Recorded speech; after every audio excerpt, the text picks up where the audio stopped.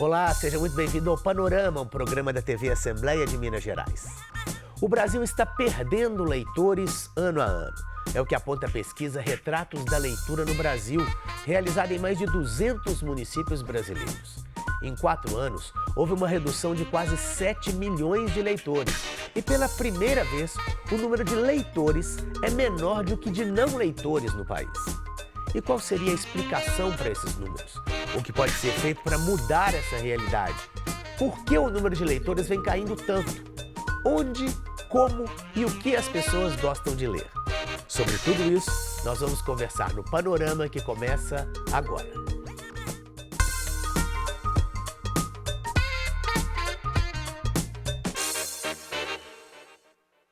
Eu converso aqui no estúdio com o presidente da Câmara Mineira do Livro, Felipe Mayrink. Felipe, muitíssimo obrigado pela sua presença.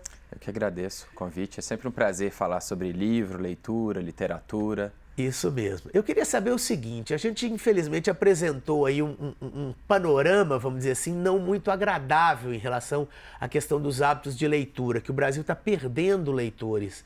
Isso, como é que vocês que trabalham profissionalmente nessa área recebem esse resultado? É um resultado já esperado? Foi alguma surpresa? Como é que a gente encara vamos dizer assim, essa diminuição de leitores aí ano a ano no país? Infelizmente é uma surpresa negativa, né? Porque a gente sempre espera que mais pessoas, né, com o avanço da educação, né, um avanço do acesso à cultura, que esses números aumentem, né? Mas infelizmente não é o que vem sendo apresentado, não é o que foi apresentado nessa última edição, né, da pesquisa do Retratos da Leitura. Pois é, o que fazer para mudar um pouco esses números? Tem alguma, vamos dizer assim, já se sabe, por exemplo, os motivos, por que isso vem acontecendo? Já é feito um diagnóstico? Você já tem alguma suspeita em relação a isso? Olha, a gente é um problema histórico do nosso país, né, que infelizmente não valoriza, né, a cultura e a educação, e aí o livro entra dentro desse universo, né, da forma como deveria ser valorizado. Então a gente vem aí, né, de dados históricos de baixos índices de leitura, né? Se eu for parar para pensar... Isso já vem de um longo tempo, vamos dizer assim. Sim, até há bem pouco tempo atrás, vamos pensar aí, né? Historicamente não é muito tempo, 50 anos atrás, o Brasil tinha um índice muito grande de analfabetismo ainda, né? Nos 70 ali. Então isso ainda vem se perpetuando, né? Em que pese... Agora a surpresa é porque assim, existem muitas políticas que são feitas, né, para que haja um aumento, né, e não estão funcionando. Então, mas eu acho que apesar de não ser um dado positivo, né, não é o que a gente gostaria de ver, mas é um dado que nos alerta e que nos permite uma correção de rumos, né, que tem que ser feita aí. Porque as pessoas, pelo ritmo de vida, o que a gente vê é que elas acabam lendo mais, né? Por exemplo, nas redes sociais, né? Através das telas. Mas sem o desenvolvimento de uma capacidade crítica de leitura, o que está acontecendo é que essas pessoas, né, vão de uma dificuldade de interpretação para o mundo virtual, diretamente, né? O que torna, por exemplo, o Brasil um dos campeões na questão da fake news. Ou seja, é muita, quantidade de informação, mas pouca qualidade no conteúdo, eu poderia dizer mais ou menos isso? Sim, pouca profundidade, né? Porque o livro ele já se caracteriza por essa leitura mais profunda, né? Seja para um estudo ou mesmo para entretenimento. Ele exige uma capacidade de concentração, exige uma construção desse hábito de leitura, né? A leitura ela não é natural do ser humano, como a fala é, por exemplo, né? Ela tem que ser adquirida através do processo da educação aí que a gente, né, passa, todos nós passamos, né? E o esperado é que fosse bem apresentado, né, às crianças e jovens boas obras literárias e que isso fosse desenvolvido. Agora, não é o que está acontecendo, a gente precisa rever como que isso vem acontecendo, porque, né, a gente precisa focar na formação de leitores, já que historicamente a gente já tem esse atraso, é urgente e muito necessário que seja reforçado, né, as ações de toda a sociedade, né? Pois é, nesse ponto, qual seria o papel da família e qual seria o papel da escola nessa formação? As duas têm que trabalhar juntas, uma pode, vamos dizer assim, favorecer de um lado, a outra reforçar de outro. É possível vislumbrar o papel de uma e o papel de outra nessa formação? Você foi direto ao ponto, né?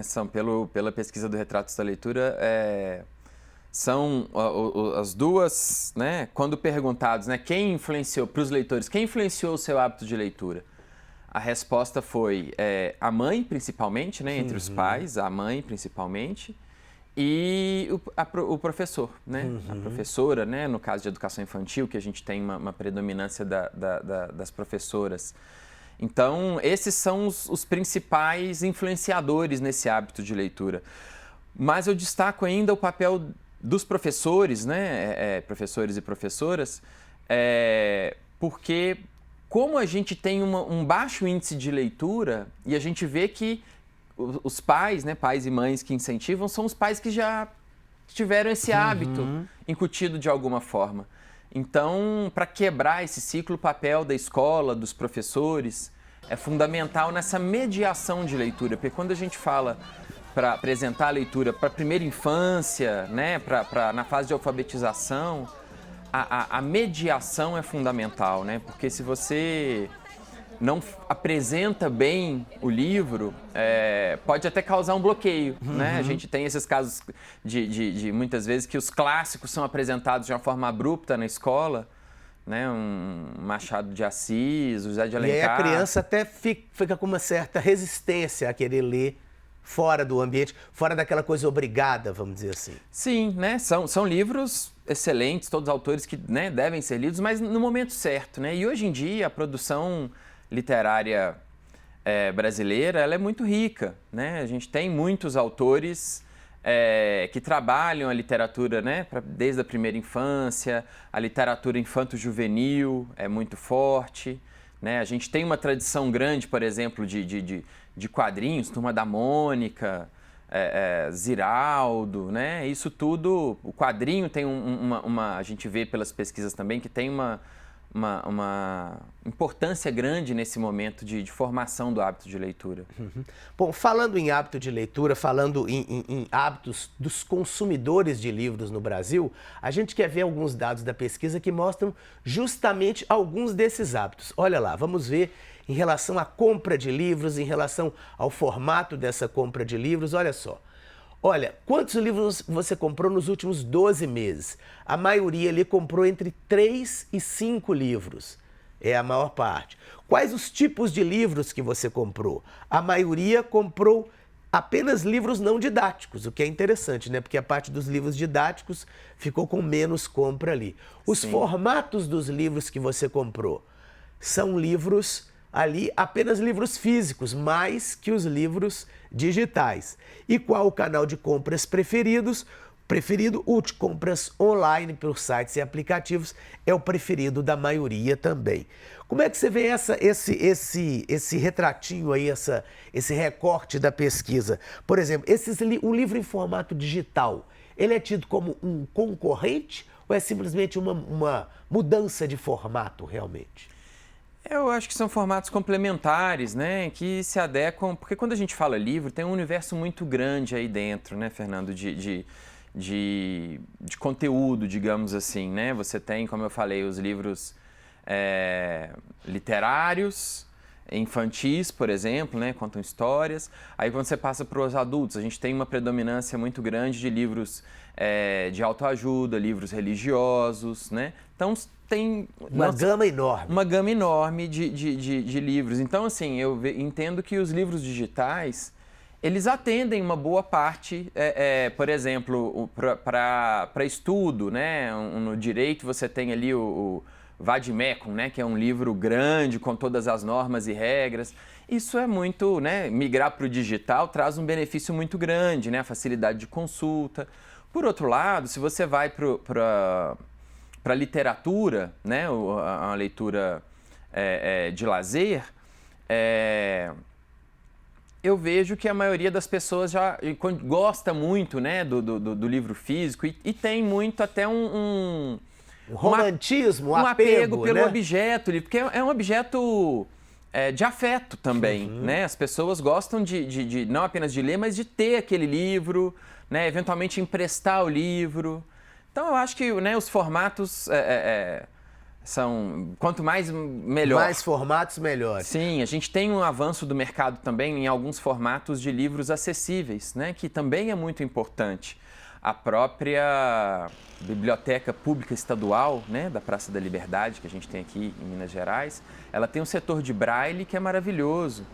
E eles estão começando com um trabalho que é do Braille Delivery, levar o livro Braille à pessoa que não até enxerga o leitor pra Braille, porque poder ler. ele, né, às vezes tem uma dificuldade de ir até a biblioteca também. Enfim, então acho que quantos mais formatos, né, seja no digital, seja no físico, o físico também em formato acessível, acho que todos são bem-vindos, né, porque permitem mais acesso ao livro. Perfeito. Bom, uma outra pergunta que foi feita na pesquisa é por que as pessoas não compram os livros? Vamos ver algumas dessas respostas, porque o hábito de quem compra é um determinado tipo de hábito. Agora, por que os outros não compram? Ali o que desmotiva a pessoa a comprar um livro? Que eles são caros, depois a falta de uma livraria próxima, falta de tempo, dificuldade de visão, e aí algumas outras ali na frente. O que te motivaria a comprar? Um preço bom e justo, um tema ou assunto interessante, servir para o desenvolvimento profissional, presentear, ter uma série ou filme adaptado do livro e tem alguns ali que colecionam também. Bom, por que você não comprou livro nos últimos 12 meses? Alguns ali, a maioria, não tiveram tempo para leitura, os livros de que eles gostam estão um pouco caros, tiveram acesso a PDFs gratuitos, baixou livros digitais gratuitos, ganhou de presente ou pegou emprestados. Bom, nesse ponto aí, o preço ali, infelizmente, é citado em alguns momentos. Produzir um livro não é uma coisa barata, né? Tem como tornar livros um pouco mais acessíveis à maior parte da população? Como solucionar essa questão do preço? Olha, o livro sempre, né, assim, quando a gente, as pesquisas sempre mostram, né, assim, quando perguntados, né, sobre o motivo de não ler, a questão do preço volta e meia aparece. Mas eu entendo que é uma certa forma, assim, a gente está bem, né, existe um contexto social, né, que a gente tem que entender que muitas pessoas não têm acesso não só ao livro, mas à cultura em geral, né, mas se você parar para comparar o preço do livro com outros bens culturais, como cinema, um show, teatro, eu não considero que seja... Ou mesmo, vamos pensar assim, sair para um barzinho com os amigos... Ou seja, não é comparativamente tão caro, né? A não pessoa é tão que caro. realmente faz uma opção por fazer uma coisa ou outra. Sim, né? O maior, né? As pesquisas mostram o preço e a falta de tempo para ler. A gente sabe que hoje em dia, assim, todos estamos numa vida corrida, que não favorece muito esse tempo contemplativo, né? Que a leitura exige essa concentração, essa calma, digamos assim. Mas eu encaro também muito como uma prioridade, porque as pessoas estão fazendo diversas outras atividades, né? E se elas colocarem, né, a leitura como uma prioridade, né, como um objetivo, né, ou como uma forma de lazer prioritária, digamos assim, né, ela pode caminhar. Agora, dentro dos livros também, a gente vê que, quando separado essa questão do preço do livro, as pessoas reclamam muito do preço dos livros didáticos, né? Os livros escolares didáticos. Eu, como pai, sou um dos que vou reclamar então, esses bastante. são os livros que são entendidos como mais caros, porque são também obrigatórios e entram junto com uma série de outras despesas ali. Mas o livro, quando você faz o recorte do livro infantil ou o livro, né, de literatura para lazer, eles não são, né, não são entendidos tão caros como o mais caro. comparativamente. As pessoas entendem que é um valor médio Pois de é, bem e uma cultural. coisa que apareceu ali, que é a questão da proliferação dos PDFs, ou dos livros digitais, ou dos piratas, vamos dizer assim. Como é que a indústria, como é que vocês encaram isso? Como se resolve essa questão também? Olha, é difícil de resolver. É muito difícil de resolver hoje em dia, porque, né, a internet, a rede é muito grande e a gente vê que as pessoas compartilham, né, esse tipo de material. Eu acho que vai o que a gente precisa fazer porque a gente precisa também valorizar a produção cultural, né? O autor, o ilustrador, o revisor, todos enfim, ali todo estão mundo que está trabalhando envolvido nessa cadeia, né? Precisa ter a sua remuneração, né? Mas enfim, é um problema que acontece, né? Tem muitos, dentro desses aí, existem muitos livros que são de domínio público, né? Mas também existem muitos livros que são pirateados. Eu acho que vai também né? Na medida que a pessoa desenvolve o hábito de leitura, ela passa a valorizar mais também o livro. Uma outra última coisa que foi citada ali na pesquisa que eu achei interessante é que 20% diz que se motivaria a ler um livro justamente porque ele foi adaptado para a TV ou para o cinema. Como é que se dá essa linguagem do livro com outras, né, com o audiovisual, por exemplo? Uma coisa incentiva a outra, na sua opinião? Sim, muito, né? São formas artísticas que se complementam, né? Tudo, no final das contas, é a história, né? A gente parte da uma boa forma história, de contar né? a história. E a literatura, porque ela lida com as palavras, com os conceitos, né? A gente não consegue pensar a não ser pelas palavras. Então, você adquirir repertório abre, né, a cabeça para outras formas de vida, de expressão, né? Então, agora, o cinema, por exemplo, ele populariza, né? É muito comum ele popularizar grandes obras. A gente está vendo agora, né, com a Fernanda Torres, né? Eu Ainda Estou Aqui. Que o livro já existia, mas Já existia há um bom tempo, né? E agora vamos dizer, ressurgiu justamente por causa Sim, né? Movimentou a venda Exatamente. E tudo mais, né? O cinema, ele acaba sendo uma arte mais... de maior abrangência, digamos assim, os filmes, né? Seja hoje pelos streamings e tudo mais. Então, acho que conversam e se somam. Perfeito. Bom, se na pesquisa muitas pessoas disseram que não tem muito tempo para ler, outras tantas pessoas ficam de olho nas feiras e eventos literários que se espalham por todo o país e por todo o estado de Minas Gerais. Nós fizemos aqui uma pequena lista com alguns desses eventos que vão ocorrer esse ano. Vamos ver, olha só. Esse ano em Minas Gerais nós vamos ter... a gente fez por uma ordem aí cronológica. A gente vai ter a Feira Literária de Tiradentes em abril, depois a Flip em Poços de Caldas, final de abril, início de maio, Bienal do Livro aqui em Belo Horizonte em maio, Flip Paracatu no finalzinho de agosto na cidade de Paracatu, Salão do Livro do Vale do Aço em setembro em Ipatinga, a Fli Araxá em outubro em Araxá e a Fli Itabira no finalzinho de outubro, início de novembro em Itabira. Muitas chances das pessoas se envolverem.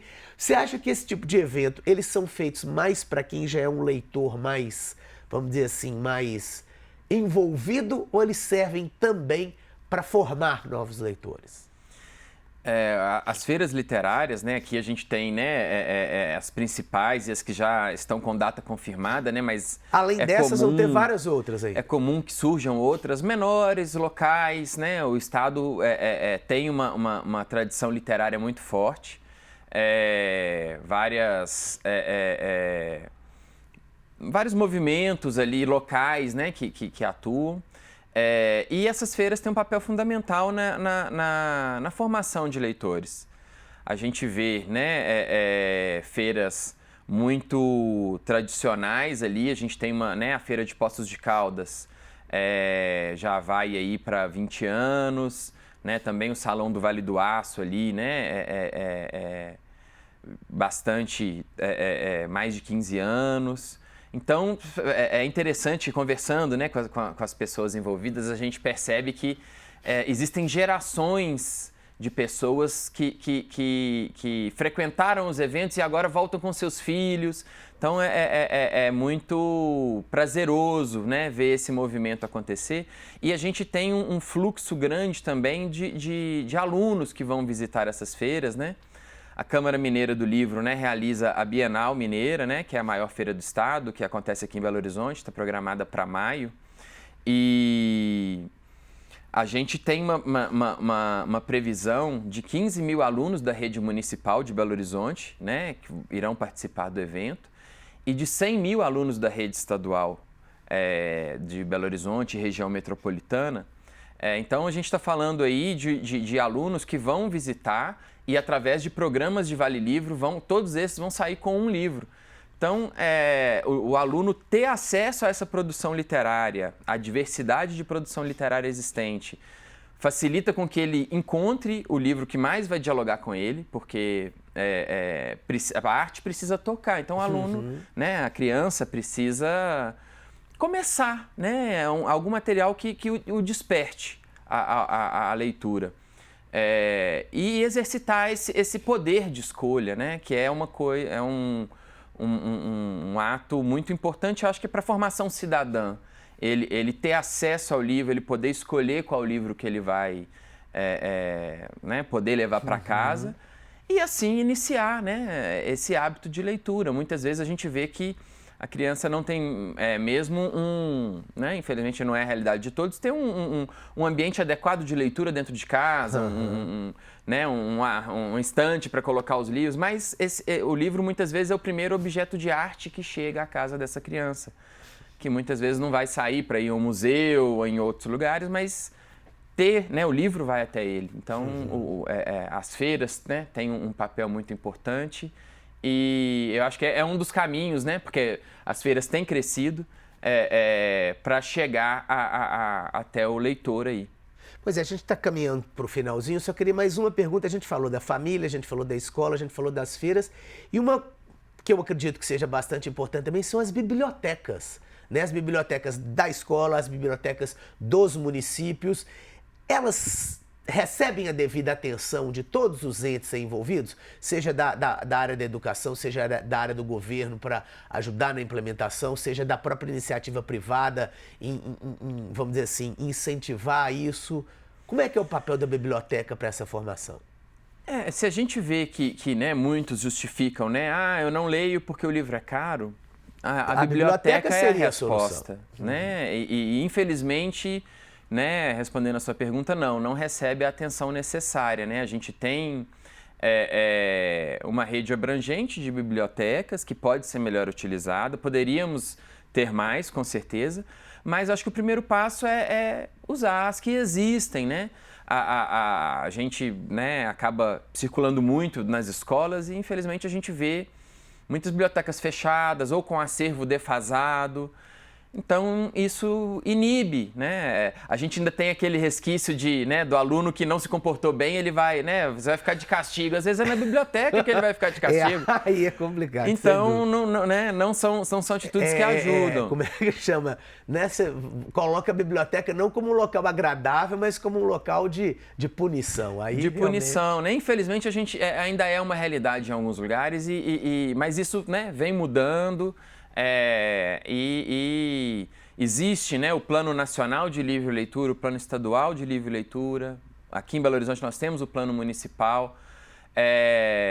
Belo Horizonte, por exemplo, né, tem um kit literário que é dado, né, todo ano para os alunos, eles levam um livro para casa também. Enfim, existem ações boas, né, para mudar essa realidade, mas a biblioteca deveria ser mais valorizada, porque além do acesso gratuito, né, que existe, o poder transformador da leitura. A gente vê que muitas pessoas, né, existem na mídia, né, vários relatos de pessoas que, mesmo sem ter acesso às melhores escolas, aos melhores professores, mas que através da leitura, com dedicação e foco, conseguem transformar suas vidas. E a gente acredita muito nisso.